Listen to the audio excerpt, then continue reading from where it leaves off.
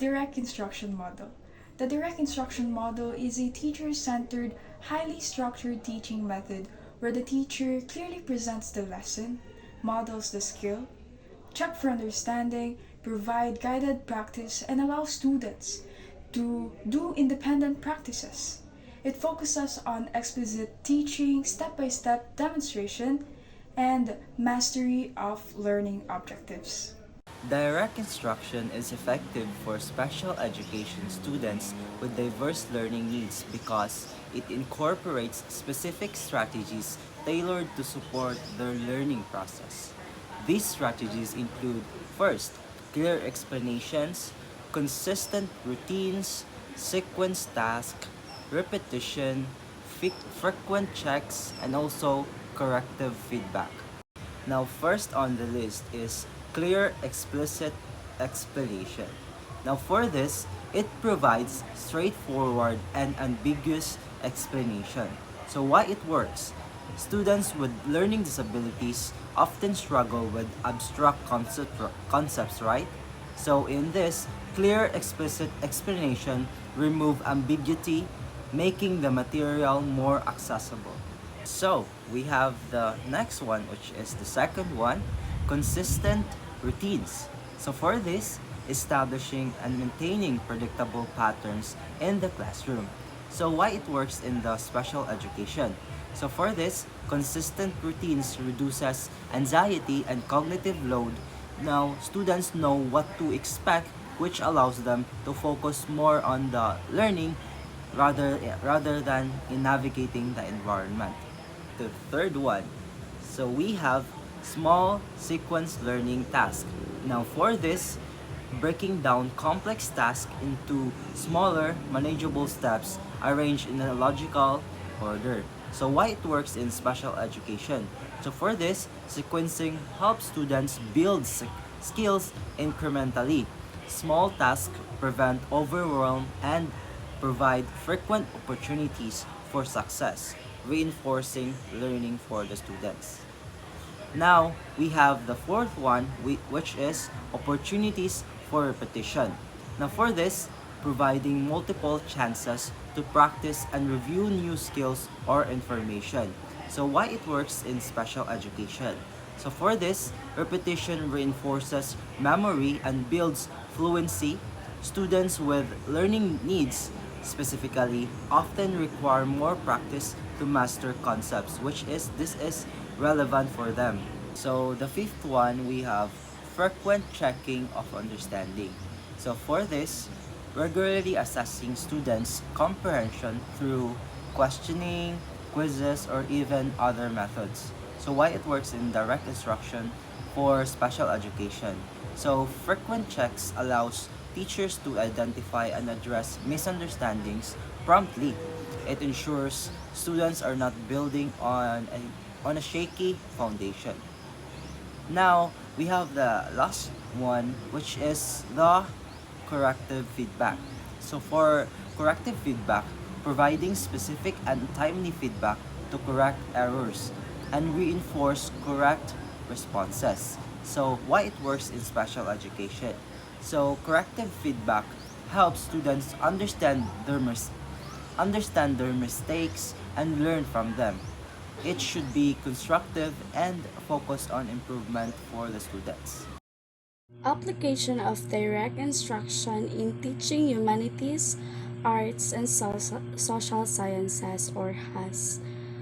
Subjects often involve abstract ideas, cause and effect, relationships, timeline, concepts, and perspectives, which can be challenging for learners, especially those with special educational needs.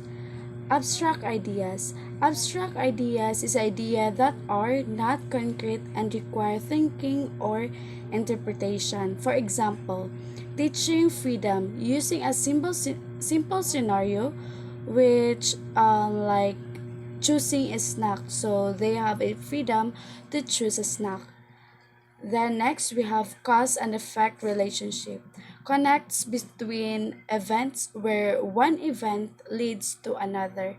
Like for example, before people protested, the law changed, but with the use of picture para enable for them to understand. Then the next one we have the timeline, a chronological arrangement of events to show when they happened. For example, a simple timeline of three major historical events with pictures so that they can enable to understand and analyze. Then the next one we have the concepts. It is a general ideas or categories that represent knowledge or understanding a topic. For example, teaching cultures by showing pictures or food, clothes, or celebrations. The last one we have here the perspective.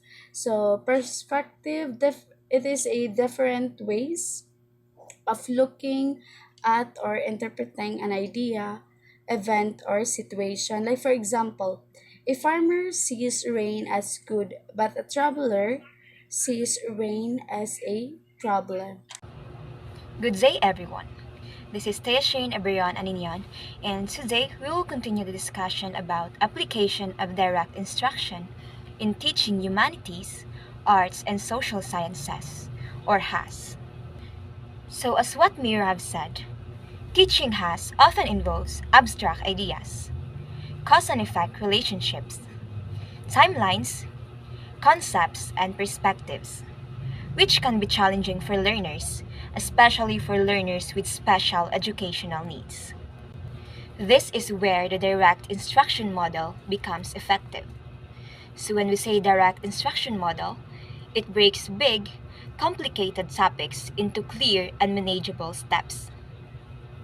So, through explicit teaching, demonstrations, and guided practice, students can understand even difficult HAS content more easily.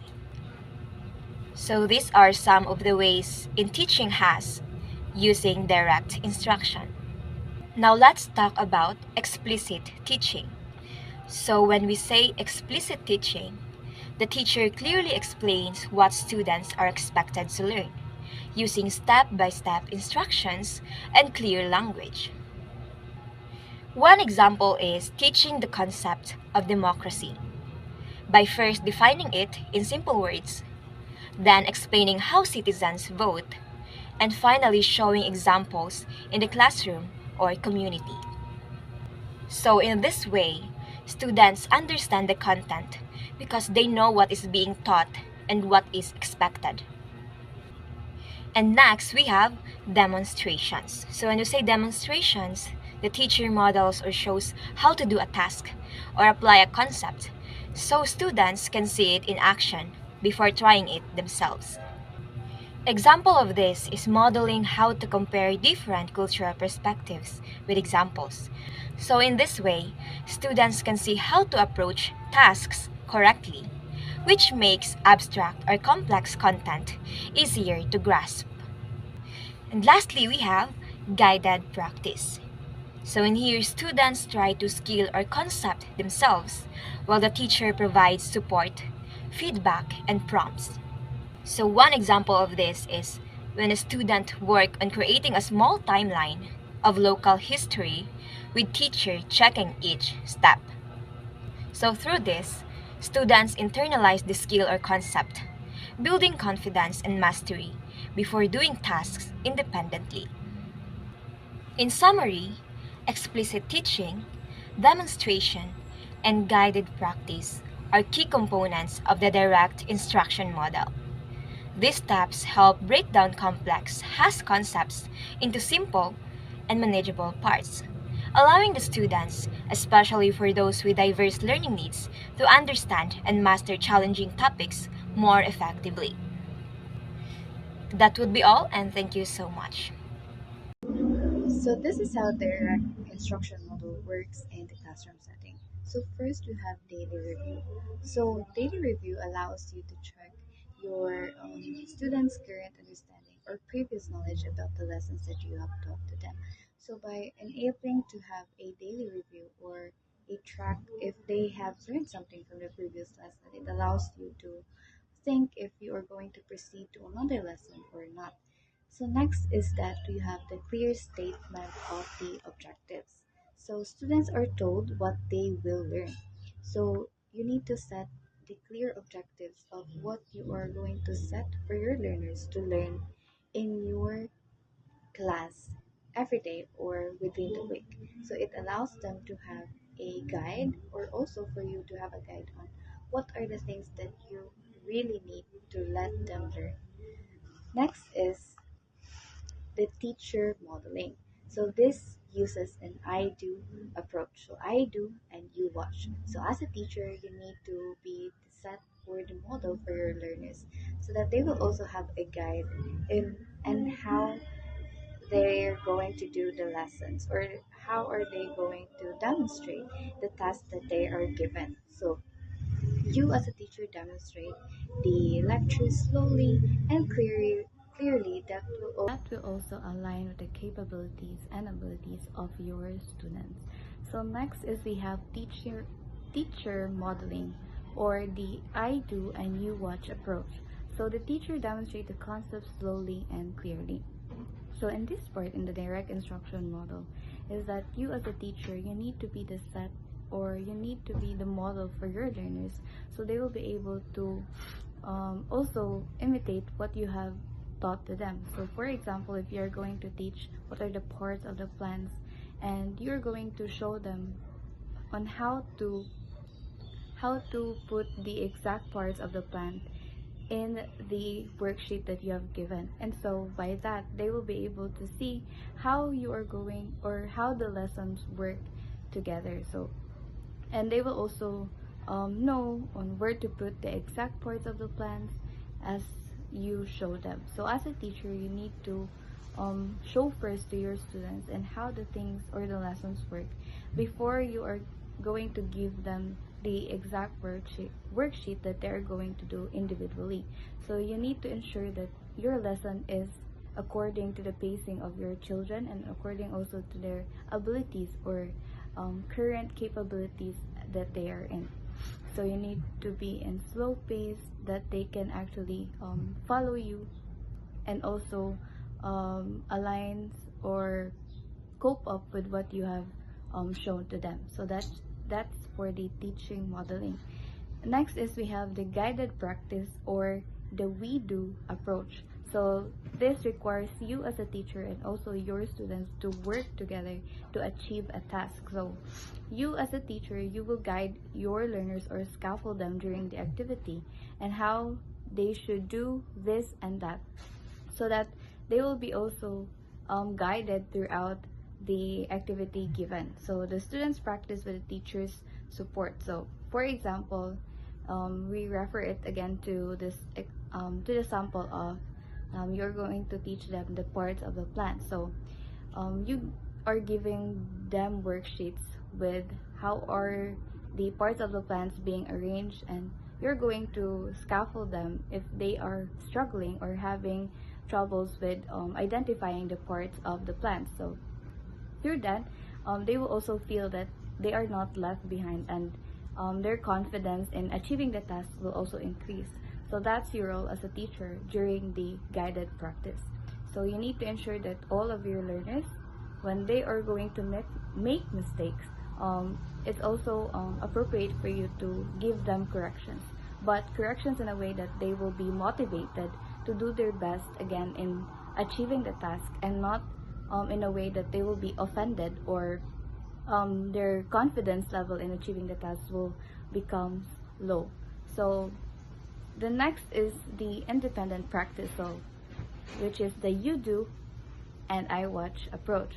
So this practice is very essential during the direct instruction model as this will determine if the learners have really grasped something from the lessons independently or can they achieve the lessons or can they achieve the task that you have given to them. So the students apply the concept independently but with modified task for accessibility. So during the independent practice, so you allow the students to do the job on their own.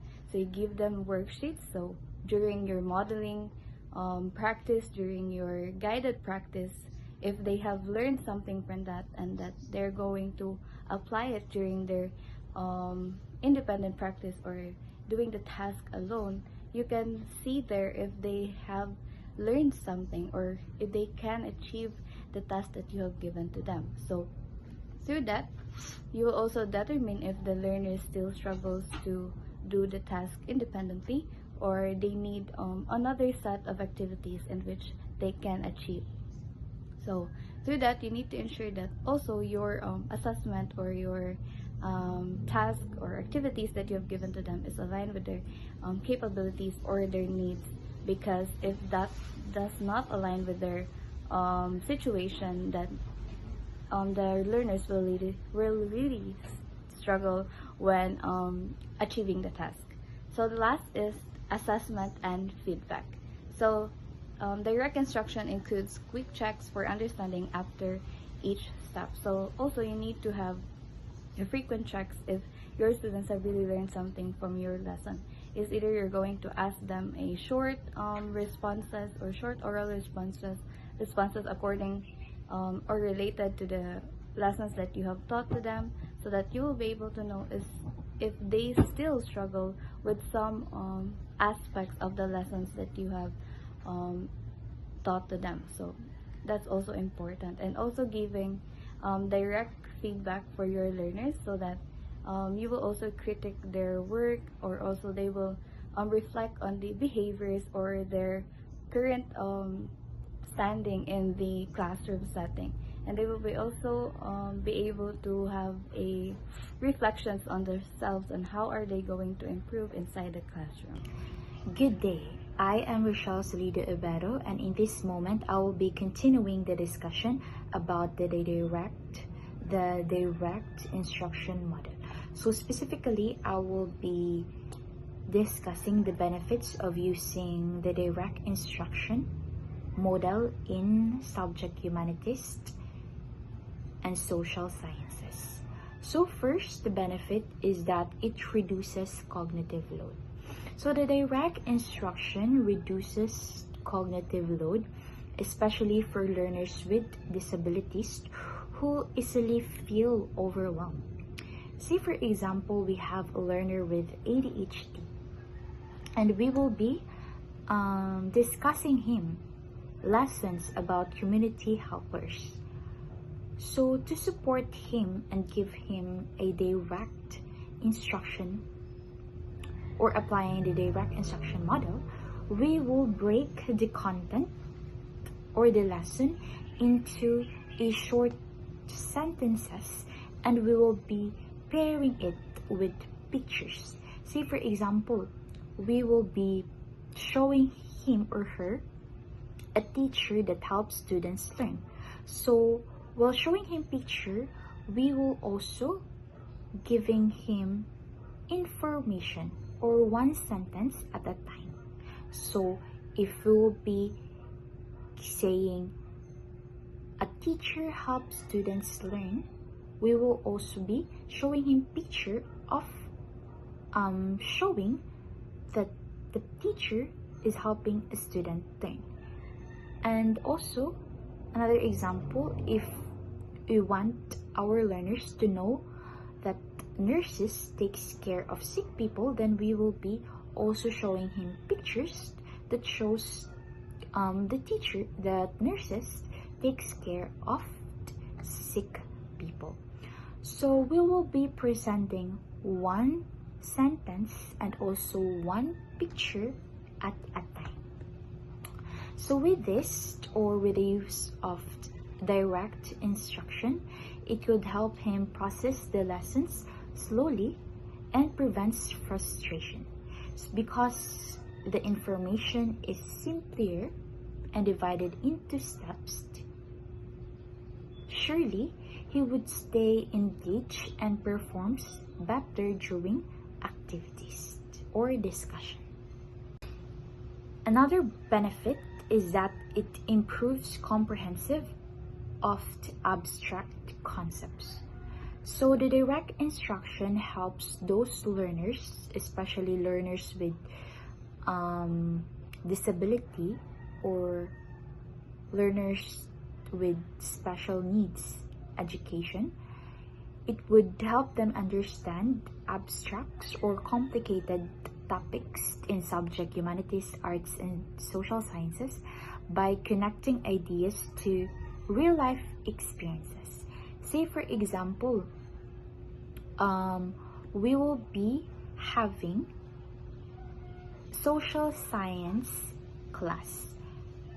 So, say for example, I have a learner, or we have a learner with a mild intellectual disability who finds abstract terms like rights, freedom, responsibility difficult to grasp. Now, in order for them to understand those words and grasp the information directly, instead of giving them dictionary meaning, we will start with a real example that happens in school. Let's say, for example, we would say a scenario such as, you have the right to feel safe. When someone pushes you, the right is violated. So this makes the concept clear because it is something he or she can actually experience. So after given a concrete examples, he or she or our student would understand the lesson and participates more because he or she can relate to the lesson. So with this, our students could improve their comprehension of the abstract concepts or complicated concepts. So another benefit is that it builds confidence through structured steps. So the direct instruction builds confidence for learners with disabilities who need clear and predictable steps.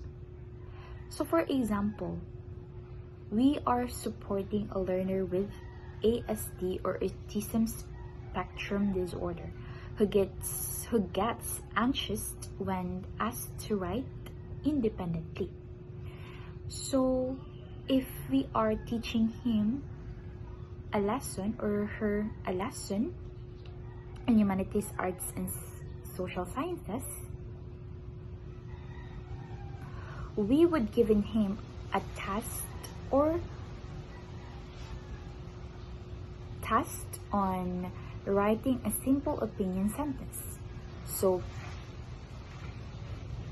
as teachers in here, we would be using the I do, we do, and you do method. So first, we will model the sentence. For example, I think reading helps students learn. The next, we create one together. I think helping others makes the community better. So only after that do I let him write his own sentence using guide, because the process is structured. So he feels safe and confident. So this strategy will really help him build confidence through structured steps or indirect instruction. So the fourth one is that it enhances memory through repetition. So why? Because learners with disabilities often need more repetition to retain new information. So if we have a learner with learning disability, say for example, we have a learner with learning disability, let's say for example, dyslexia, who struggles to remember the social science terms like culture, tradition, and values. Now, to help her, we need to repeat the vocabulary every day using the same routine. Let's say, for example, we'll be using flashcards, pictures, matching, and verbal repetition. So if, for instance, so she sees the picture of the fiesta, which is a tradition. So we need to repeat the word 3 times, and after a week of consistent repetition, surely she will be able to identify the words with a better accuracy. So this really would help him or her improve recall through repeated practice. And lastly, it supports vocabulary learning. This is very important in humanities and social sciences subject. Why the direct instruction could support vocabulary learning? It is because the direct instruction strongly support vocabulary learning, which is very crucial for our SPED learners who struggle with language. So for example, we have a learner with speech delay who needs vocabulary. So we need to taught him or her slowly together with visual cues. So before starting a lesson, let's say for example, a reading lessons about family. So before starting that lesson, we need something about the lesson about the family roles. So we will explicitly teach the words parents, siblings at home using pictures of real families. And also we will use simple sentences such as siblings are your brothers and sisters, because the vocabulary is taught first. So the learner understands the reading materials better and is able to answer simple questions. So with this, our learners could support the vocabulary of our learners. So the last one, or the last benefit, is that it increases accuracy in written and oral tests. So the direct instruction increases the accuracy for SPED learners by providing clear models, templates, and sentences. For starters, say for example, we have learner with language processing disorder who struggles to express ideas clearly. So to express ideas clearly during subjects such as humanities and social sciences, we have an activity about describing the community, we would provide sentences frames, like for example, my community is blank, something like that, it has blank. So people in my community usually what? So, or let's provide it with blank. So the learners will fill in the blanks with correct words, so producing a complete and accurate answer. So over the time with this activity, his or her oral and written responses become clear because he or she has a guide to follow. So this support came in improving his sentences, or improving his or